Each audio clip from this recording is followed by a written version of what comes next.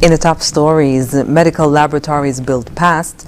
Neva's Gender Affairs Department continues Women's International Month celebrations, and fourth generation border management system now operational. The details on these stories and more after the break. It's the annual frame event at Quartz Optical, so don't miss out. Get up to 80% off your favorite frames. Call 466-1640 to book your free eye examination or book online at quartzoptical.com. Get that free frame today and pay later. It's the annual frame event only at Quartz Optical. Value you can see. Conditions apply. Mosoka, mosoka, mosoka, mosoka, mosoka, mosoka, mosoka, mosoka, mosoka, mosoka.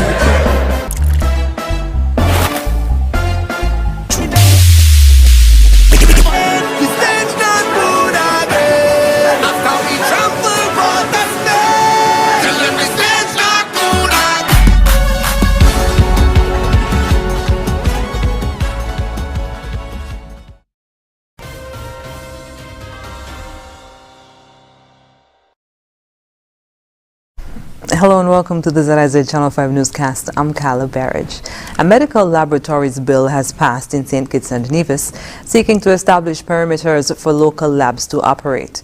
According to Prime Minister and Minister of Health, Honorable Dr. Terence Drew, there was an increase in labs operating in the Federation since the COVID-19 pandemic, and while this is beneficial, there has to be guidelines to the treatment of patient information. This bill seeks to establish the Medical Laboratories Council and provide an adequate framework for the licensing, monitoring, and inspection of the operations of a medical laboratory.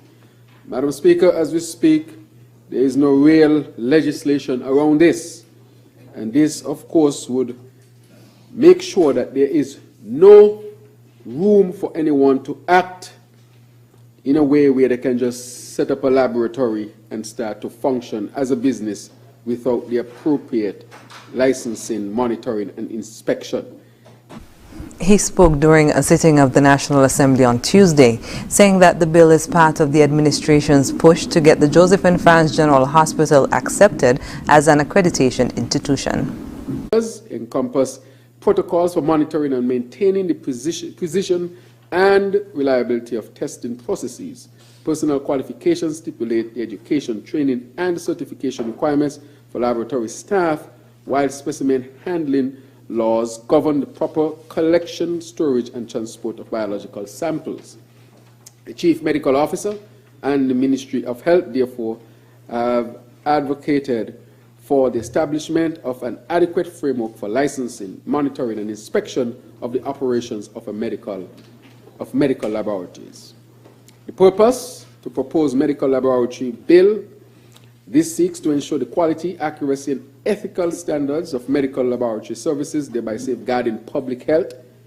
It has been determined that in keeping with principles of transparency and integrity as it pertains to the operation of medical laboratories, that these institutions should be brought under the umbrella of appropriate legislation to govern and regulate their operations.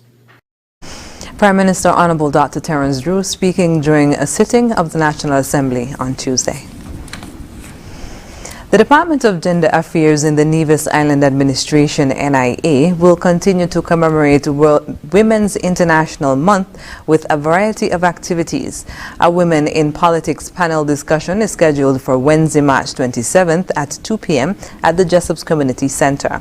The panelists are the Minister of Gender Affairs in the Federal Government, Honorable Iselene Phillip, Minister of Gender Affairs in the NIA, Janelle Nisbet, Deputy Speaker of the National Assembly, Honorable Latoya Jones, and Leader of the Opposition Nevis Reformation Party, Honorable Dr. Janice Daniel Hodge.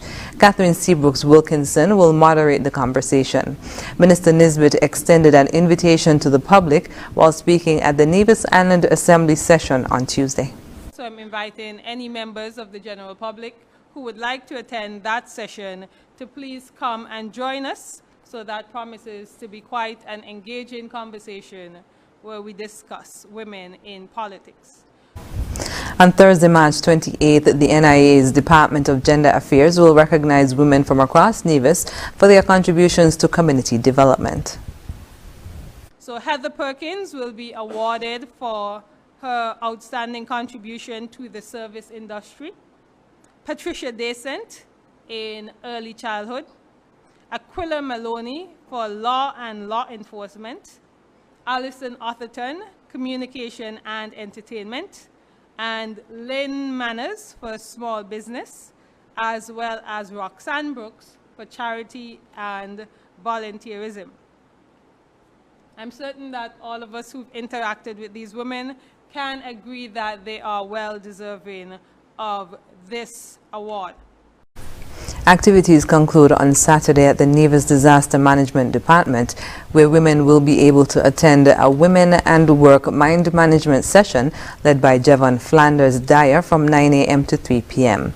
This year's International Women's Month celebration is themed Investing in Women, Accelerating Progress. The government of St. Kitts and Nevis took a step toward modernizing and enhancing the services at the Robert L. Bradshaw International Airport on Monday by switching to a fourth-generation border management system that features automated passport control kiosks. This move ensures that St. Kitts and Nevis remains at the forefront of technological advancements that promote efficiency.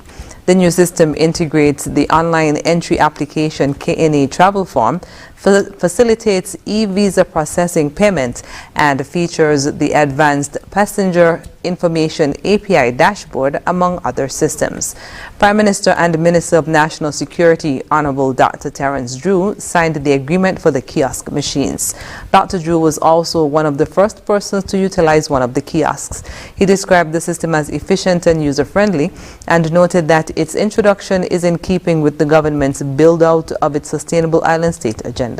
The machines quickly read my information correctly, and I was able to proceed to the immigration who collected the paper. I would say this will take about 10 seconds, 10 to 15 seconds. Very user-friendly, very easy to use. And this is really in keeping with our building out of a modern product and modern service to our people here in St. Kitts and Nevis and to our visitors who come to our shows. In establishing a sustainable island state, technological advancement has to be a part of it.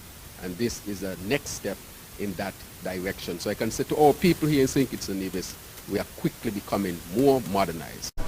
Minister of Tourism Honorable Masha Henderson, who was also on hand to witness the operationalization of the fourth-generation border management system, stated that the implementation of this system aligns with one of the key goals of the Ministry of Tourism, which is to improve the overall experience of visitors. Minister Henderson highlighted that the launch serves as a clear testimony of the ministry's active efforts in this direction. This morning is clear that when we meet and we talk, we just don't talk. So there's been a series of meetings between the agencies involved in national security, so that's Customs, Immigration and National Security, and the St. Kitts Tourism Authority, St. Christopher Air and Supports Authority, and those of us in the Ministry of Tourism. For us, the objective in tourism is to enhance the overall visitor experience. And this morning is a clear testimony that we are working, not individually, but collectively in our respective agencies. So we are happy this morning to join with National Security and the Immigration Department in bringing live these kiosks. Minister Henderson outlined the advantages of this new system. When our visitors come here, this is the first port of entry. This is the first experience they have before they depart the lounge. And this means, as the Prime Minister says, the whole process is expedited. There is no long line, as the Prime Minister said. This takes just about, what, 10 seconds, you said? It took you once the information is entered correctly. This also helps us to collect data and work with the respective agencies in statistics and all the other agencies in terms of where we pump monies. We can ensure we are collecting accurate data. We can see where our passengers are coming from. We can see where they're staying, which properties, and all of this helps. I mean, we're saying that now, but this also enhances the overall process.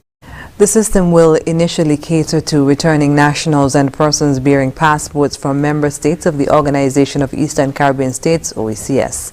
Passport holders from the member states of the Caribbean Community CARICOM, Canada, the United Kingdom and the United States will be included at the end of March. After the break, Federation's cultural icons featured at OAS 7 Inter-American Week for People of African Descent in the Americas, and Water Department in Nevis restores water to consumers in St. George's and St. John's. Stay with us. Here are your Horseman's Value Mart IGA specials. Running March 21st, April 3rd. And now our Blue Tag specials. Old Orchard apple drinks, $9.99. Nature Valley snack bars, $13.99. Swiss Miss hot chocolate mix, $9.99. Palm cooking oil spray, $14.99. Essential everyday frozen fruit, $16.99. Kellogg's Special K cereals, $18.99. And now our very low weekly. All new deals. Nabisco Chips Ahoy, $17.99. Post Great Grain cereals, $18.99. The Colgate toothpaste, $6.99. Hama deodorant, $8.99. Dole fruit bowls, $14.99. Hama liquid detergent, $14.99. Shop smart, shop value mart. Tell them in Spanish. Sea listo y haga sus compras aquí en Value Mart.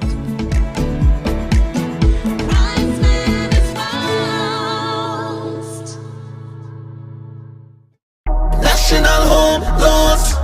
Get your dream home. All could be yours. Walk through the door. Come take what you need. Get you the keys. All could be yours. What you deserve. National Home Loans. Get your dream home.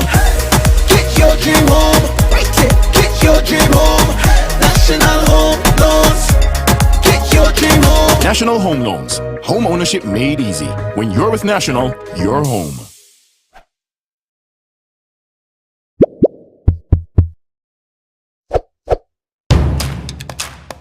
We've been working to bring you our most reliable internet ever. And today, we are very excited to offer gig speed on Flo's fiber-powered network. The best entertainment experience in St. Kitts and Nevis. And plans that give you everything you need. It's a new Flo, and it's all inspired. And it's all inspired. And it's all inspired. And it's all inspired by you.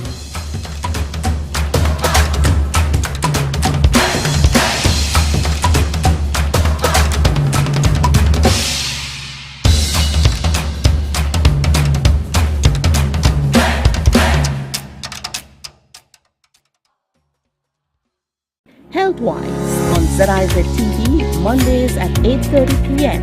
Hosted by Dr. Malik Lescott, Dr. Jolette Woodley, and Dr. Patrice Lawrence.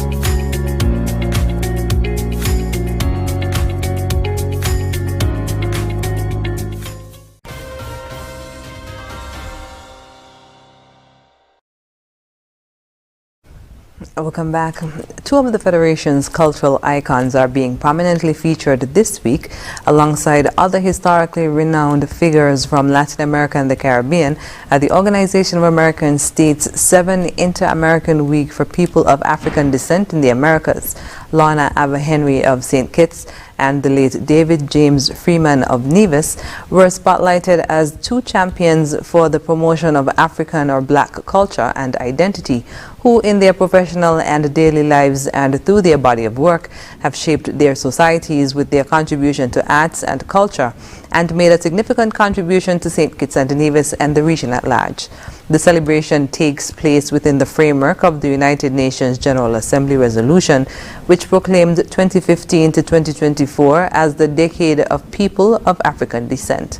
The 7 Inter-American Week of People of African Descent in the Americas is being held under the theme Global Freedom, Emancipate Yourself from Mental Slavery. Ms. Lorna Ava Henry and the late David James Freeman have both been recognized nationally for their invaluable contributions to the intangible cultural heritage of St. Kitts and Nevis. The Nevis Water Department NWD worked over a 2-day period to install a new pump in the well at the Fothergill's main pump station to restore water to residents in the parishes of St. John's and St. George's. On Monday, Minister with responsibility for water services in the Nevis Island Administration, Honorable Spencer Brand, and his team from the NWD were on site in Fothergill's, where the repair crew was moving at a rapid pace to get the well back online. The failed pump at Fothergill's caused an outage which affected areas in St. George's and St. John's parishes, resulting in residents experiencing low pressure to no water periodically from Sunday 24th to Monday 25th March. Affected areas included Fothergill's River Path, Golden Rock, Benton Hill, New River, Hickman's, Brown Hill, Prospect, Brown Pasture, Cherry Garden, Upper Stony Grove, Coal Hill, Pond Hill, and Upper Hamilton. Clayton Wilson, head of the water production at NWD, said the crew had to replace the failed pump at the well, which is about 650 feet below ground. By Monday, a new pump had been installed, and the crew worked to restore almost 3 dozen pieces of 20-foot metal pipes and electrical wiring. Coming up in regional news, late start to sugar harvest causing concerns in Barbados. The details when we come back. You have dreams you're imagining, goals you like to achieve. We're here to see you through. We're invested in you. We're invested in you. You can depend on us. We will take care of you with a legacy of commitment you can trust. Help to walk along with you. Want you to know we care, and we will strive to do our very best to help in your success. Republic Bank, we're the one for you. Attention, savvy shoppers. Brace yourself for the Bright Deals electronic sales boom at Orchard's Building and Nevis Centers, where big savings are about to go. Get ready for the bombastic 25% off all electrical items store-wide for the entire month of March. From gadgets to lighting, now is your chance to brighten up your space without dimming your budget. Rush to Orchard's today and let the bombastic savings go. Terms and conditions apply. See store for details.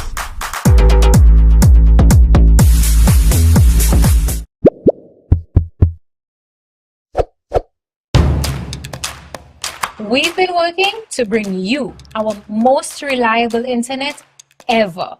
And today, we are very excited to offer gig speed on Flo's fiber-powered network. The best entertainment experience in St. Kitts and Nevis. And plans that give you everything you need. It's a new flow, and it's all inspired. And it's all inspired. And it's all inspired. And it's all inspired by you.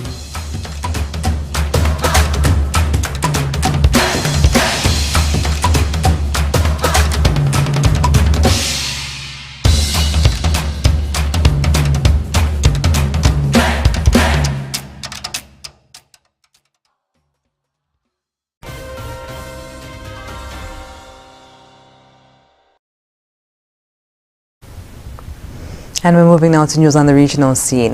The 2024 sugar crop has started amid concern the delay could impact production. CBC's Trevor Thorpe tells us more. At some plantations, activities began soon after daybreak. Manager at Edgecombe Plantation, Richard Mears, lamented the late start of the crop, but he says another challenge is facing the industry, that of trucks and tipping bins. He said he was fortunate to have a truck at Edgecombe when they started cutting this morning. I heard some rumors, but I am not sure, and I don't really get involved in things that do not pertain to me. But I believe there is some trucking issues. Cane harvester driver Desmond Best took along cameraman Christopher Wood as the canes were being reaped. Mr. Mayor said rotting had started to set in on the cane because of the late start. I was hoping we could have started about 3 weeks ago, but that was out of my control. My program is that this morning at 6:35, we started reaping canes at Edgecombe Plantation in a section we call Fire Hill, and we reaped 14 trailers of canes so far. I was fortunate that I had a truck on my loading bay by 7:15 this morning. He went to Port Vale factory, he weighed, offload, and he's on his way back up for the second trip. I am waiting on my second assigned truck. The plantation manager said tonnage could be down this year. I am not saying the yield that they're speaking about, but at the end of the crop, we will see from the quotations that was put in and what the final figure is. But I can tell you that I'm reaping 25 acres of first crop less this year. But I should produce the same amount of tonnage as I did last year because my crop looked very good at Edgecombe. But Minister of Agriculture, Food and